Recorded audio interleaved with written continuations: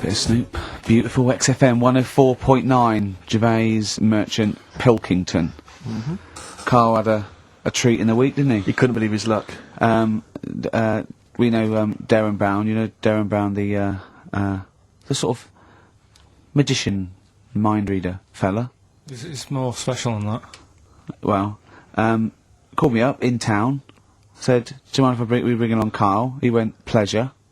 Karl's very cynical, saying, "Well, he won't get into my head." Yep. Great, wasn't it? It was brilliant. He went, "Can I ask him questions?" I went, "Well, no, it's social." He went, "I'm not coming." I went, "Well," he went, "Well, I'll ask him, I want him to know how he did that trick when he said, you've got the winning ticket." I went, he's not going to tell you, he's a magician." He went, "Well, it's not worth it then, if I can't quiz him." But he came along. I still did, though, didn't I? Got in there with the questions that the people wanted to know about. Yeah. Yeah, go on, what did you ask him, and what did you find out? I said, how do you do that? I love the fact that the first half hour, me, Steve and Derren Brown were convincing Karl that he didn't see a ghost when he was 5. Yeah. And then we got onto the tricks. Yeah. Well, it will live in my mind. He won't get inside my head. Yeah. And he got inside your head magnificently, Karl, didn't he? I mean, were you not amazed? I mean, Derren promised actually that he would come on the show in the future, and then you, the listeners, can see how he can baffle, amaze, and generally freak out. I Karl. think we should film everything that happens, right? Because it's just a waste, because you're only getting half of it when you hear what Karl has to say. Because his face... Yeah. Honestly, it says 1,000 words. Yeah. Do you know what I mean? It's just, I think we should film it and just put it on a DVD of Karl's facial expressions. This is Karl thinking he saw a ghost. Yeah. This is Karl thinking they were going to clone a man moth. Yeah. It's just different faces. So do you want to try and explain what he did and what marvelled you so much? Right, yeah, he comes in, he sits down, I'm a bit sort of, bit spooked by him straight away. Oh, you're spooked by him straight away, yeah, really? there's a weird thing about him. Right? So anyway, he sat there, and I'm watching him. It's because he was naked? Checking, seeing what he's... looking at and stuff. Yeah.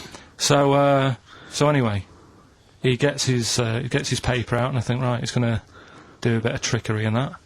And he says to me, right, write down a number and a name, right? It was between... A two-digit number, and a name of anyone you know. Yeah, right.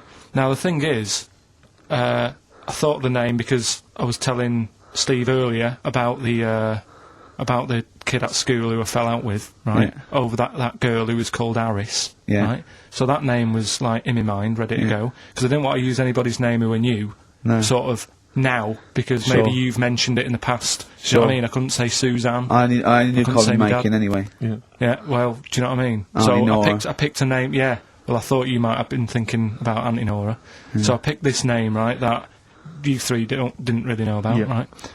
Number just came to mind, right? So he 42, says, right, we were never thinking of that. 42, right? Yeah. He said, right, just keep saying it over and over in your head. And I'm there, and he's saying all these sort of different numbers at me, and I'm trying to throw him off a little bit. Every time he said a number that was nothing like 42, I was sort of smiling, looking a bit nervous. Yeah. Don't know if you caught that, right? All I could see was you looking sort of blank. Oh, right.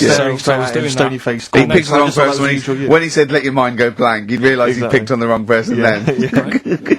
So you had to squeeze his head to get it going again. I said, Derren, if in doubt, he'll be thinking of monkeys. And Derren looked at Karl and he said, "Were you thinking of monkeys?" He said, "I tried not to, and I thought of them more." Right, that's true as well. Yeah. Right. So I'm there thinking of these numbers and that, and then he said, right, let's just talk about other stuff for a bit, right? So I was like, well, I'm not going to say anything, right, because I don't want you to catch me out. But then when we were talking, I was trying to, like, knock him off track. Clever. Do you know what I mean? Do you know what I mean? I played a bit of hardball with him. Yeah. I was, like, saying, because we were talking about aliens and that as well, weren't we? And I was saying, well, they might come and land again in 2060. Clever. Do you know what I mean? Dropping in different numbers and that, and so doing all that, playing him at his own game, and I think I had him for a bit. On the ropes, right? So anyway, comes down to the time when he's telling me the name and the number. Yeah. And well, he explained what he actually did. I mean, that was. He said, just think of a number at the end of it, and he said, "Oh, is it an I?" And you went, "It wasn't an I, but there is no okay." And anyway, he got You got the name. Harris. Then he went and said, "Are you an extrovert?" And he wrote down these numbers. Well, Said, actually, yeah, he wrote down some numbers and he said that if you're an extrovert, these are the numbers you tend to choose. If you're an introvert, these are the numbers you tend to choose. And he wrote them down. And he said, I don't think you're really an introvert, I don't think you're this, I don't think you're that, da-da-da. And I think he came up with the number 32, didn't he? He said to you, you're thinking of number 32. You said to him, no way. You couldn't believe your luck, could you, when you'd caught him out? but he said it's either 42 or 32, didn't he? Yeah. Well, Yeah. no, but it was beside the point, because then he said, rather brilliantly, hang on a minute, if you just add up these numbers here, that adds up to 42. It was a If magic you add square. up those numbers, that's 42. That's 42 across diagonally there. That box is 42. All the da-da-da. numbers that added up on the page, whether you go across, sideways, down, across, whatever, always added up to 42. Yeah. Yeah. Right? Which And he's got the name Harris. which Got the name freaks Harris, you right? out. It freaked me out. I kept saying to him, how do you do it, how do you do it? And he wasn't telling me. I was talking to people at work about him, and one lad said, apparently the trick that he uses is the same thing that Hitler did. Play record. No, seriously. Apparently it's the same thing, because he was saying... What? Play record. No, just let me finish, No. because... No, I've even ran it by other people to check if I'm right on Okay, this. so let's should we play record and come back Because to the this? people in the XFM office, they're pretty wise. They're up on that stuff. No, he used it in a different way. Yeah, play record. No, hang on a minute, let me hear it. Let me hear All it. it is, it's power of suggestion, apparently. And when Hitler used to do his big speeches to people... Yeah. Do you want to play? What should we play? Come on, finish your point. Well, that's about it. Who I'm told just you saying. that? Ian Canfield. A few different people. Oh, right. The big thinkers out No, there like in the XFM office. The brain boxes. But anyway, right, it's... Because Magnus Magnusson works on XFM now, doesn't he? Right, listen. Or was it Paxman? Was he doing Now, Paxman? that blew me away, right, that the fact that he got the name, he got the number. Spooky bit, right? I'm walking home. I called you up a couple of times and I left a message on your phone. Yeah. Because it was just amazing. Not only was he good at magic, but his maths was brilliant. No, well, that thing adding up to 42 was like, how did he do that? I mean, we didn't even make a big deal out of that. He said, "Oh, Karl Vorderman's got is the maths." Yeah. Do you know what I mean? Imagine him on Countdown. Yeah. He'd even know what they were going to write down. Do you know what I mean? So, a bit of a wasted talent. I should see him again about that. I think he's... He asked him, he said, "Derren, I said, why are you doing it on mucking around on telly?" Then he went, "Sorry?" He went, "Why are you mucking around on telly?"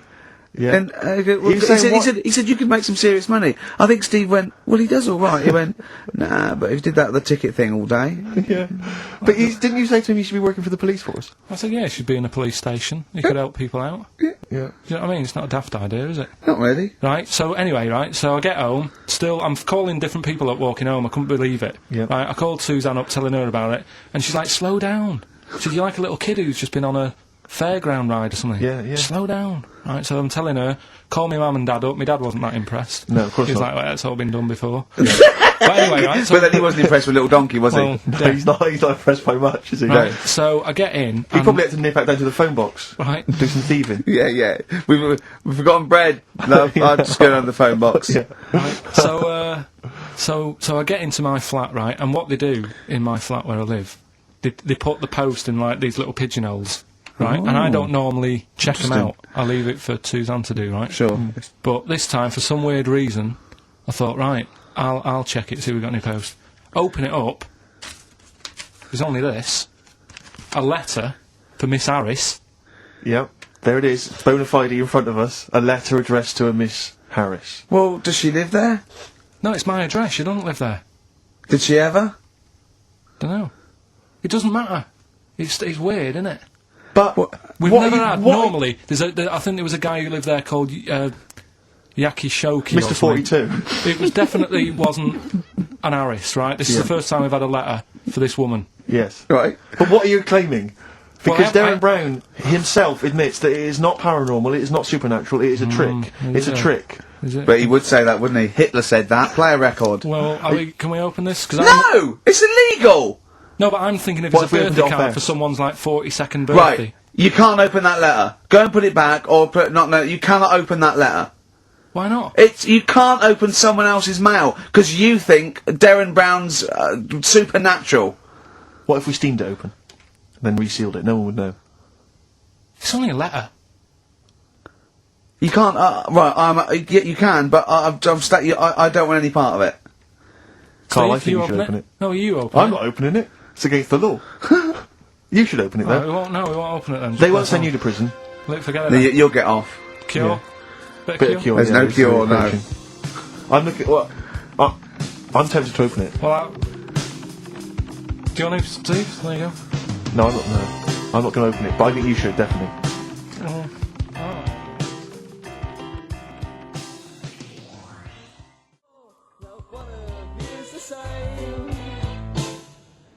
6 Different Ways by The Cure from the album The Head on the Door. We've enjoyed that. The head on the door, Karl. Ooh, bit of a coincidence. Spooky, isn't it? It was only 4 weeks ago you were talking about a head and a door.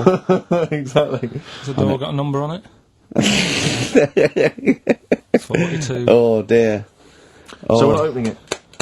No. Well, I can't open it because as the producer, right? Oh yeah, because your standing in society is such that they'd make a real example of you. Yeah. That a producer of a tin pot radio show once a week. Yeah, he should know better.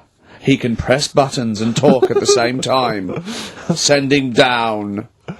They wouldn't try you in an adult court. You would Karl. get It away. wouldn't be You allowed. would get away with it. Just they'd hear you speaking for a little while, and the judge would end up squeezing your head and letting you off. It'd be like those people who train monkeys to break in. Do you remember down in South London? We talked about it in the past, Yeah. and they were going around robbing stuff, Hackney. and they trained them to do it. Yeah, think so they're I doing think it some time I don't think those monkeys would have got in trouble. It would have been the keepers. So, you know, I think XFM would probably take the rap. Will you open it? No, I can't be seen to open it. No, he's I'm a an writer award-winner. director. Exactly. So am I. I can't be seen to open Oh, it. give it here then. Right, I'm having no part of this. That's against the law, but Right, I'm having no part of it.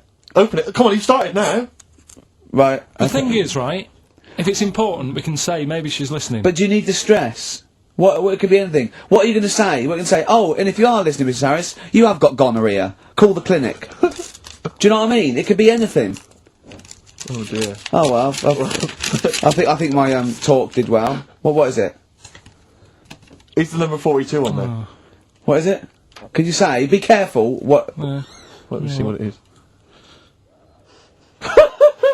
What is it? Oh.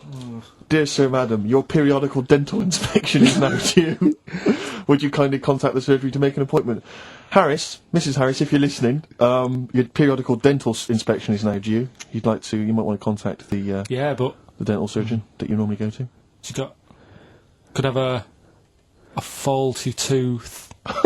42. 42. 42. I don't believe it. 42. 42. Oh my god. God, that Derren's good. Isn't he? Derren Brown's good, isn't he? Oh dear.